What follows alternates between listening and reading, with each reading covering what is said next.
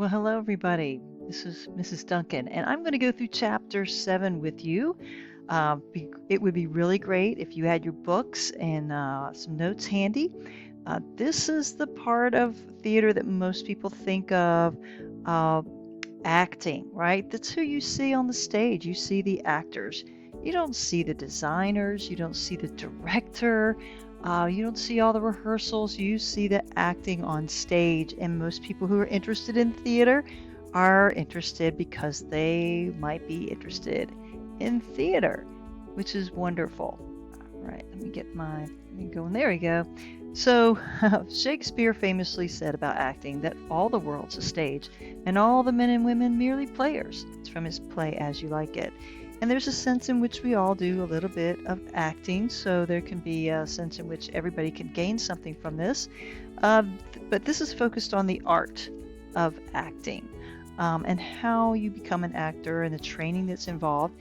And on page 128 in chapter 7, this is a photo of a lady named Terry White, who is an actress, 5-time Academy. She acted with 5-time Academy Award nominee Glenn Close. She's done a lot of different things, but she had some really tough times. And so the life of an actor or actress can be very difficult. You don't have a pretty much regular job. You work from play and production to play and production, and when it's over, you got to start over. So constantly that happening. So it's not like maybe being a movie movie actors, I mean, they get paid for the movie and then that's it, right? But a TV series may go for additional seasons and it may not. But it's tougher because these are shorter. They're like months instead of seasons or years or something. So how do you get to be in it? And I'm going to try to move this. There we go. So there's a lot of training, and on page 129, it talks about the training. It does say that there's some people who just have a knack for it. They're talented. And certainly you have to have some talent or some skill, like we learned in chapter 1, to be an artist in something. You have to have some talent and ability, but you have to develop that. And if you're going to have a successful career, there's a lot of training that goes into that. Some people go to colleges and get a 4-year degree, a bachelor's in fine arts, like you would if you went to Alabama or UAB. There's a wonderful undergrad program, and other colleges. Then you have some go on and get masters of fine arts, and that's even more intensive. But then they have some acting schools, some conservatories, up in New York and different places that just focus on your acting skills. Part of the training has to do with your instrument, and your instrument is your body. And we'll talk about the 3. There's 3 things that are involved. First of all, training your body. Your body is what you use to act with, right? Whether it's a movie or, in this case, a play. And it can be very demanding, and you have to do a lot of different things. So you might actually have to dance or do choreography on stage, and that takes training. Martial arts, can be a part of it. It also can be a way of training your body, but also for certain roles.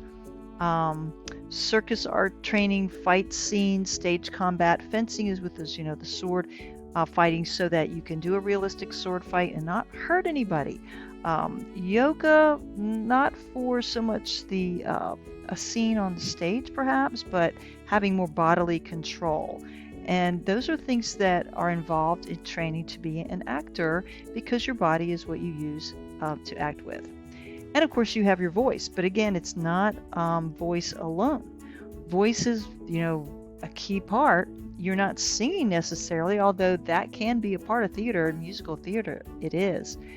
But you have those 2 main physical vessels that you use, instruments that you use, your body and your voice. And so you have to have a very strong command of both. It's not just, hey, I like to get up in front of people and, be silly or act out or pretend, or those are important. But to have a career in this, you have to work at it, developing your body and your voice. And so you learn things like breathing techniques, especially on the stage. They might have a little mic attached to you, but many times they don't. And you have to project, and you have to have good support. Then you're working on your vocal technique. So you'll have vocal coaches, you'll have voice and diction classes, pitch, that's how high and how low, and you want to have good variety, volume, how loud it is. Resonance is that sound quality. I'm trying to use my most resonant voice right now. But if I was very nasal, right there when I pinch my nose, the resonance changes because it's stopped going in the right place. It can be too much down in your throat and be too gutty. So trying to get a good resonant sound, and some people are born with that, they're gifted, but they have to work on these other things. You might have to use a dialect. The play that I worked with down at Auburn University Montgomery a few years ago, it was all done in British dialects, and they were not all the same. They're very specific. Just like in America, we have accents that are Southern, we have some that are Midwestern, we have Northern Yankee ones. Some are very distinct to New York and Maine, Chicago, right? There's different ones, and they had dialects that they had to learn that were specific to the area that their character would be from. So that takes training too, because you can pretend it for a little while, but to sustain it and not slip up takes a lot of practice. And then too, you're using your voice in an extra way night after night, and it's easy to become hoarse. And if you get hoarse, and you can't talk, then you've kind of lost, you can't, do your part. You can't do the play. So you have to really work at your voice. The International Phonetic Alphabet, just as FYI, there is a special alphabet that's written according to the sounds of speech. And so it's the way that and learn how to pronounce things correctly.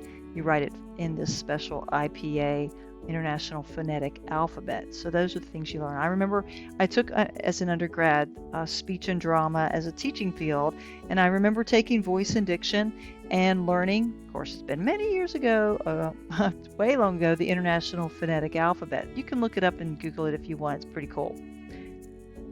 Then last, your mind. Yes, mind, body, and voice.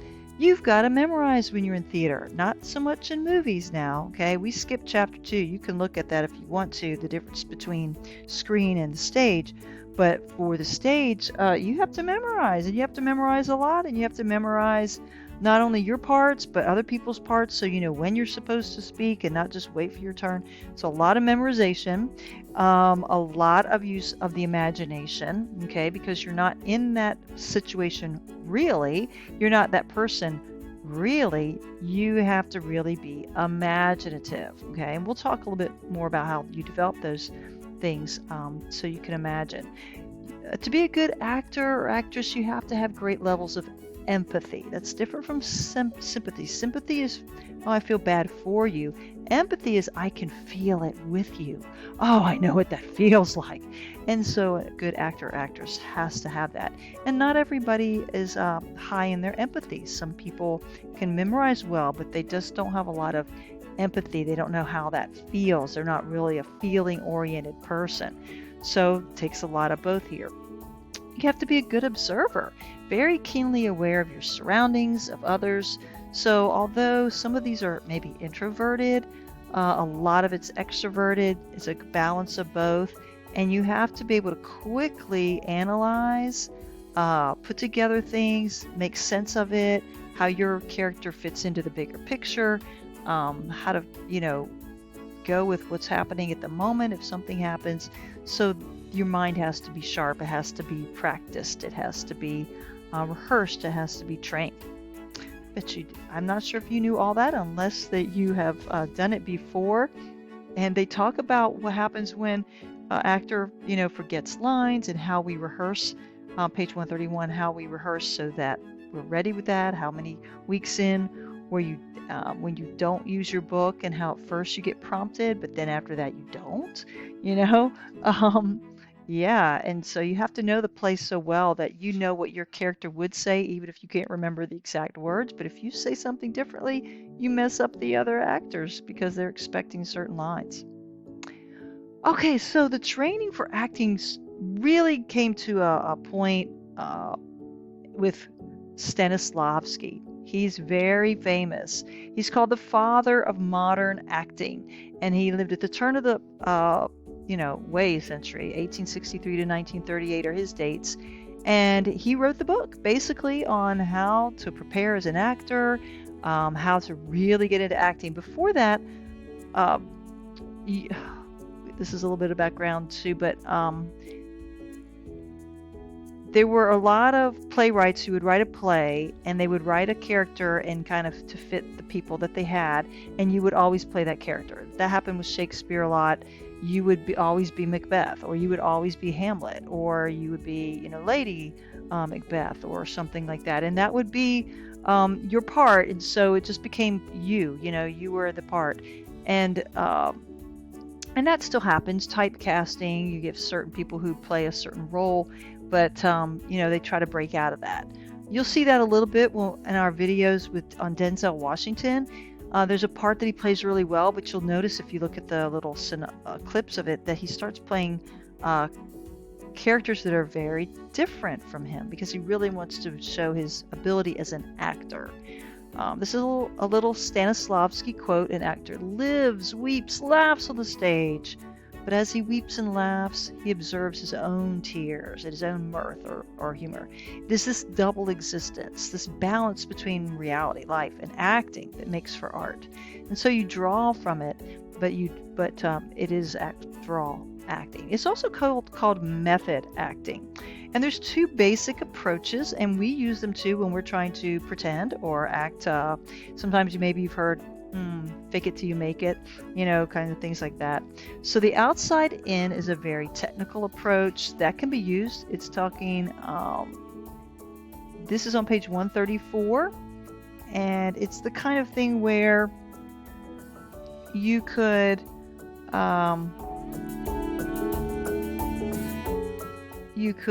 use this for an interview. You put on the costume, you put on the hairstyle, you dress up for the part.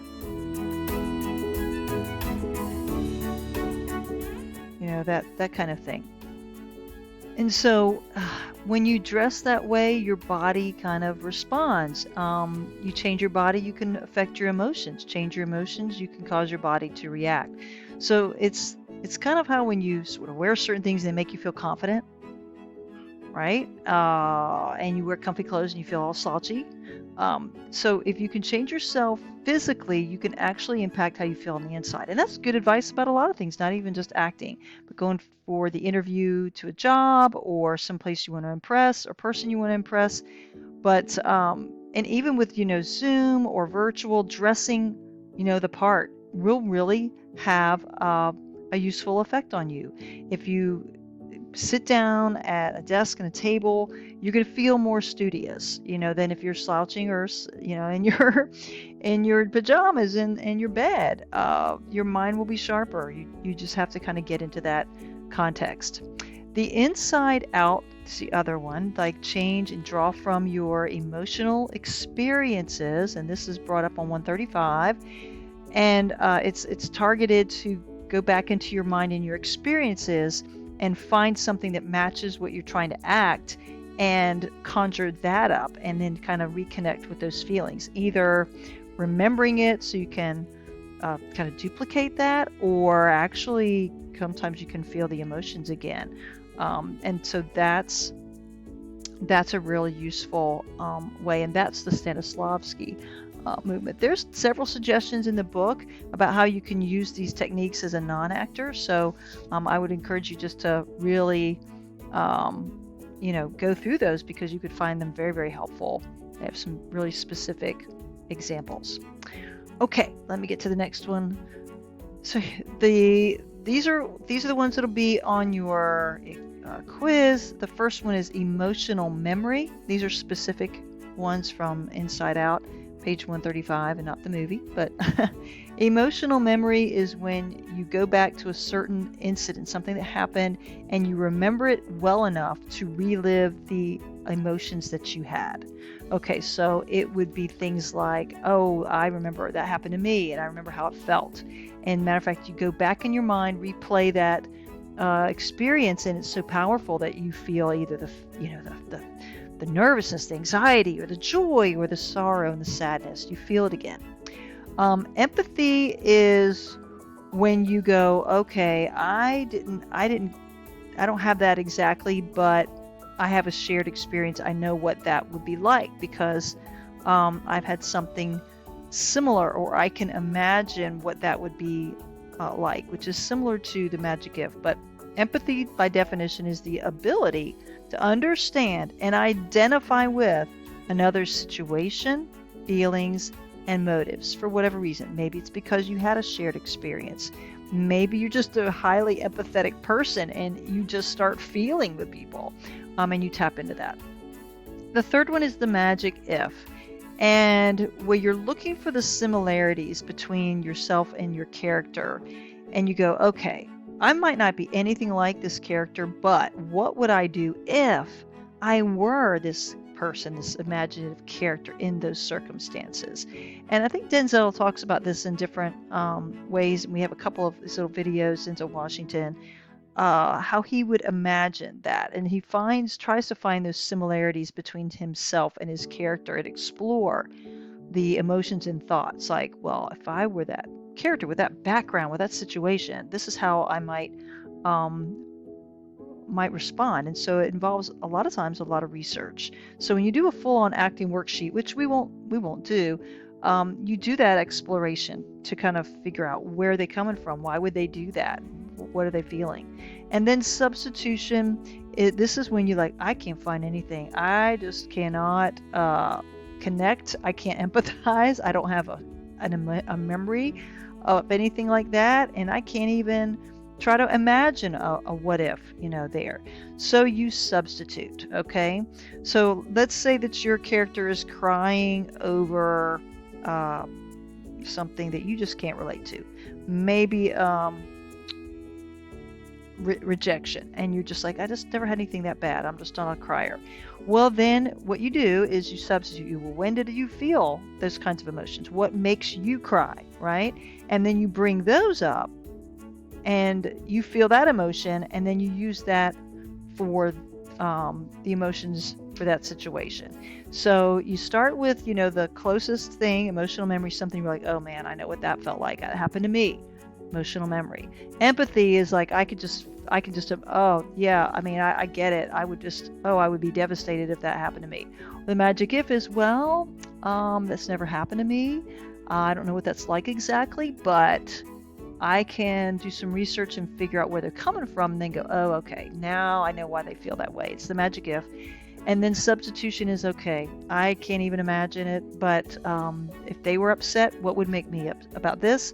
I will go back and remember what made me upset, and then I'll be upset and, substitute that emotion there. So a lot there, that's the mind, and then trying to act it out through your body. The research that would take place for understanding a character, and this would be the job of the actor or actress, is to, when they're reading through the play, not just for what the character says, the words you memorize. Anybody can repeat and parrot lines. That's not acting. You go and look for all the tips and clues possible, stated or implied, about that character's level of education. Are they highly educated? Are they blue collar, white collar? What's their career occupation? What does it say specifically? Does it tell you that they are a lawyer? If they don't tell you, can you kind of tell, what are the tips and clues that they give you? Their financial situation, what they're interested in, their hobbies, their talents. Now, everything is going to be laid out, but what does the play tell you? The particular situation, the specific problems that they're experiencing or have had or mentioned from the past, they're all going to be important. What appears to be their limitations, what is it they want, their hopes. There's a long list on page 139. These are just a few. what's the ballpark on their age? You know, it might tell you that they're exactly 23, but they might just say, you might just be able to tell they're a young adult female. Anything about their appearance, and think about the time period in which, you know, they lived, and their ability, their health, their mannerisms. Some of those you have to imagine, but you always start with what clues are given to you in the play, and then you build your character from that. Okay, even more. So, you know, you try to figure out how they fit into society, what their personality be like based on anything they said in the play, how they respond, and what anybody else in the play says about them. Those are the clues that you have. And that's why different actors and actresses bring different things to a character's role, because there's some things that are going to always have to be the same. Whatever's in the play script, you can't change, but there's so many things that are only suggested or they aren't stated clearly, and you can fill those in with, you know, what you would think that would be, along with the director. This is really, really key, and you will see this term on your quiz, super objective. The super objective, and this term given circumstances, and they're on page 140. The given circumstances are those specific things that are happening in the play, okay? And then it could be the bigger background, but it's also like, what is happening? Are they fighting with their spouse? Did they just come from work? What is the specific given circumstances of the play? And what do they want? What is driving them? What is the overarching thing that makes them do what they do and say what they do? Okay. And what is the most important thing to this character within this play?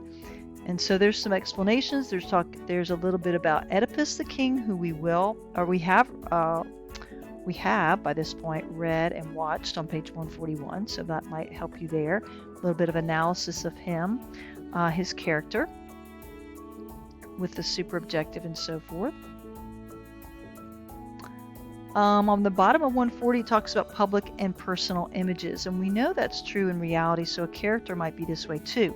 They have a persona that they have a public image, especially if they're like a king or something, but privately they're conflicted. That's really obvious in Hamlet, which we're about to study. Hamlet's going to have a very distinct public image that he has to put on, and sometimes it's positive, and you'll see, go ahead and give you a little spoiler alert.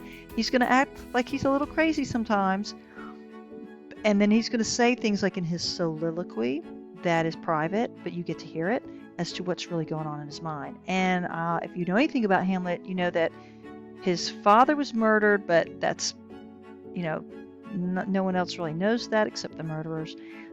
He's afraid for his life. He doesn't know who he can trust. So he puts on a public image, public persona in the play, but he has a very different personal image. So you have to understand what's going on there. You look at those like Hamlet having that inner conflict. We'll look at that next week, to be or not to be. That is the question. That's his conflict. These famous actor or characters have flaws. That's part of a tragic, classical tragic hero, is to have a flaw. Shakespeare's, they have flaws. And even our heroes today, they are flawed. And so what are those flaws, and are they fatal, which is going to cause them to die, which happens in some of these classical and Shakespearean plays, or what other circumstance or consequence comes about? So motivation is more specific than super objective. Super objective is more broad and overall. Motivation is specifically like, why did they do that specific thing? Why did they say that specific thing? What is motivating them? And the key, page 142, says look at it from the character's point of view. A well-drawn, a well-developed character is always attempting to change negatives into positives from their perspective. So you're looking for that positive motivation. What's the reason that they're doing this? They think they're going to benefit positively somehow. Well, even if they lie, even if they do something bad, they think it's going to work out good for them. It may or may not. But what are they thinking they're going to gain, right, by doing that or saying that? Okay, that's the meat of this. I'm going to take a few more minutes and just kind of talk briefly about the profession of an actor. They become part of a professional association, their union. The union that represents stage actors is the Actors Equity Association. It's one on the top. There's another one, but the screen actors are for screen actors, movie and television. So there's a difference. See, the screen actors are for TV, anything with a screen. Now that would be Netflix and all of that. Then you have some who other people in the industry, but they're artists, television and radio artists, which would also include disc jockeys, newscasters, sportcasters, so forth. And a lot of them just join all three so that they can move from one thing to the other. Okay, auditions. There's a lot of ways that can be done. I've had some actors come and talk in class, and I just don't have that available here. Maybe I'll find one and post it in there. But they can have a lot of different things that they do, from cold readings to cattle call, where you get your, 60 seconds in front of the directors and do whatever it is, and then they decide whether you fit what they're looking for or not. The little guy on the left there, the picture in our book, why do you think he's got little pigs in the blanket? Because it's hard to make a living as an actor or actress. In fact, it tells us in the book 95% of actors have to supplement their income by taking second jobs. Waiting tables is popular because they can be in and out of that. When they have a job with a stage, they can work it and they can take no hours, and then they can come back when they don't have a job with a theater and work as a server, waiter, or so forth, until they hit the big time. But for many, this is just the way it is. You might prepare a monologue. You should have those if you're an actor, prepared scenes. Sometimes they ask you to improvise, and then you look for a callback list and see if they want to hear you again. You don't know. You may or may not be what they're looking for. They're looking for a particular personality or type or look, and they just want to see everybody that's interested. So what goes on in the acting life? Well, this is a chronological, basically, thing. And if you've ever done it, you know this is true. So once you are cast, they call you back. They say, yes, you're getting the part of Ophelia in the play Hamlet or whatever it is. Then you get your script, and everybody kind of sits around a table, and we read through, okay, with everybody. And so you get to hear the other actors read, the director, and the director will point things out and say, hey, what do you think about that? Try saying that a different way. And they just get a feel for the play together. After that, and they may give them, like, here's your dialect. You might get a dialect assignment. You're going to learn your lines, but speak this dialect or something. And you start working on, by the way, your character analysis that we were talking about before. Then then the director will have a couple of weeks of blocking rehearsals, and blocking is how you move around on the stage. Because remember, you're not just saying your words, you are on a stage performing in your body with other bodies on the stage. And that all has to be coordinated. Where are you going to stand? What direction do you look? When do you move from one place to the next, like walking or sitting or standing? Which lines do you do that on? It's all carefully rehearsed, and you write it into your script, and then you rehearse it over and over and over. Sometimes the directors change their mind, and then you use a pencil. And then you have those just general working rehearsals where you just hammer out specific scenes, you really dig into your character, you try different things out, and you just have weeks of rehearsals, okay? Typically, a play could be anywhere from 6 to 8 weeks of rehearsal, but that's usually it. But it's like every day, Monday through Friday, not usually on the weekend, but Monday through Friday for several hours. When I was working with AUM, it was every evening, Monday through Friday, from 7 to 10 or 10:30 at night. But he would often call the director special rehearsals for special things. Sometimes he would work with people individually, or a scene that only had 2 people in it that was really critical, he might call extra special afternoon rehearsal for that. But everybody had to be there for all the general working rehearsals. At some point, could be halfway through, whatever, but the director says, okay, no more books on the stage, no more scripts. You've got to do this without it. And you might get a little tips, some help, but You can look at it before you walk out, but then when you're on the stage, no more books. And these general working rehearsals are not necessarily in order. Okay, they could be all the scenes with Ophelia in them, which could be Act 1, Scene 7, Act 2, Scene 3, Act 4, Scene 7 or 5 or something, and they will group them. But once we get to run-throughs, it's from beginning to end. And so they may stop and redo it, but they're going to go in chronological order, and you get that sense of the flow of it and the energy of it. Tech rehearsals are with the lights and the sounds and the props and the set. And prior to this, you might be in a separate space, a rehearsal space. That's very typical. It's a large empty room, and things are maybe labeled on the floor so that match the stage. So and you might have some chairs, just some simple props. But then you move into the actual space where you will perform the stage itself. And then you get all the disruption of light cues, sound cues, and props, and so you have to know your part really, really well. Dress rehearsal is the last. Sometimes there's only one. There might be more than one. Right before it's the for real deal, and you're wearing your costume, and they put your makeup on, special makeup, and it's supposed to be like, let's see what we got. You should all run, and then a lot of times we have to do it again. Then you have the performance. So yeah, a lot of work. It is a full-time job, and a lot of people try to do this on the side as well. So it's exciting. Hopefully you have more than one performance. You have the opening night, and maybe you have an afternoon. In the professional theater, plays are traditionally performed 6 nights a week. You might have 1 or 2 matinee performances. If you have any luck, it might be popular enough on Broadway to run for months or even years, but it could be just a short run. It could be just a few performances. Just kind of depends. College ones have a set one. If you look like at UAB's website for theater and you see their season, they'll say how many days they're going to actually have these performances, and that's all they'll have. Okay, curtain call is to wrap it up, and I got close to 30 minutes the best I could, because normally I'd be doing this for an hour and 15 minutes in a on-campus class, so I'm moving quick. And just a couple comments there I'll let you read. There you just do the pause button from some very famous actors and actresses. Philip Seymour Hoffman, who's no longer with us. He was in Hunger Games, if you might recall, and some of the Tom Cruise Mission Impossible. He was a villain. I can't remember which one it was, 2 or 3. Mission Impossible 2 or 3. Meryl Streep has been acting forever.